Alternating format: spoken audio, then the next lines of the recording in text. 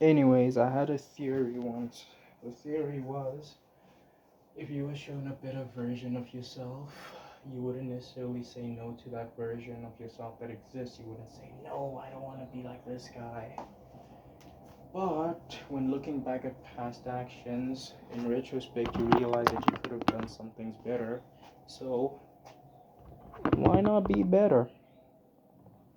Do better. Why not be better? Now, of course, the question is what is better, but that's a separate thing. The whole idea here is why do we slack off even though we know that we could be better? We could strive for perfection. Perfection is like that thing, a parabola. It nears the axis, it reaches the axis, so it gets close to the axis but never touches it. So you can get really good, but technically you'll never touch infinite, or you'll never touch what?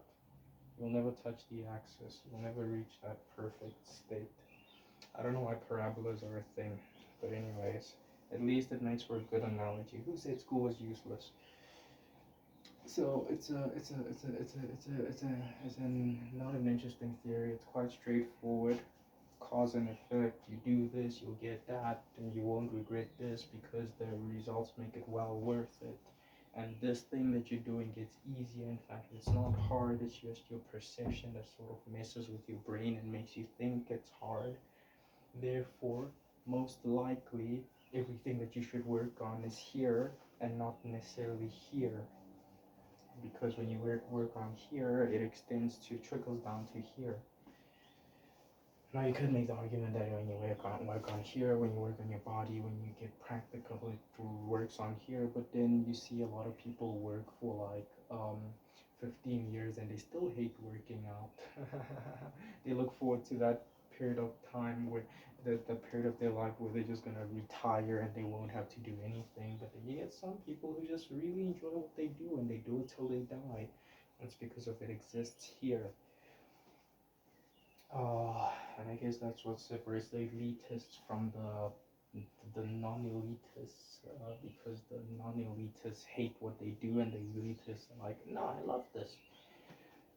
Um, it's um, it's interesting because that means that I have to do a million push-ups a day, but that's not really better. Well, it would depend on the goal. So, what is your goal? If your goal is to build muscle, then more push-ups does not equate to more muscle. What is the then what then? What exactly is better? Well, that's what you find along the way. You start to realize that hey, 1,000 push-ups maybe isn't working for building muscle. Let me add weight. Okay, it seems like every time I add more intensity or I challenge my muscles a bit more, then they grow. Because 1,000 push-ups can get to a point where they're really easy. Now you could try doing them consecutively, and maybe that's enough strain. But then you also have to take into account time.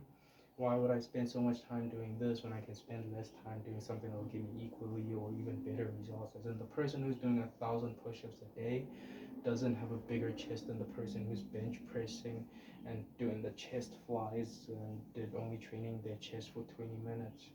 Interestingly enough, now you could ask, okay, what if I want to get better in the sense of I want to overcome that pain barrier that exists? Then, okay, maybe 1,000 push-ups makes sense because, but you also have to ask yourself, okay, if I do 1,000 push-ups, how many of those push-ups were actually painful? Because if I'd assume that the middle portion is painful, as in the part from like 200 to like 600 would be painful, and then by the time you get to 600 your muscles are just numb and then you just kind of going through the motions. It's not as bad. uh, Below 100, you're most likely just warming up and then your muscles are just starting to work like a car engine. So then maybe you do something different. Maybe you don't mind wasting time, I don't know. Or maybe you just end at 600. Maybe you'd be like, okay, that's enough. Beyond this, I don't really experience any pain, so there's no real point in going past this because it's not coherent with my goals.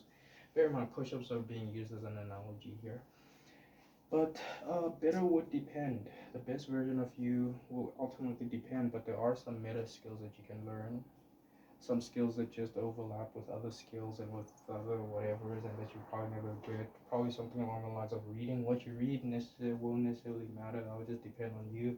Reading, meditating, making money, getting fit. Four things you probably will never regret, and everyone can say, "Hey, I'd like to get good at that too." Now, of course, not everyone wants to be a doctor, so for some people, being better is not about being a doctor, etc., etc., etc. But the point I'm trying to make is that if I were to show you the best version of yourself, you wouldn't say, no, I do not want to work towards that. I think a lot of the times when you look into the future and when we look at our present, when we look at the present, we're like, nah, it's not that good because we can't actually see them. But then when we see them, and when we see the person that we could become, then we're like, whoa, okay. Then we get a little motivated until we forget.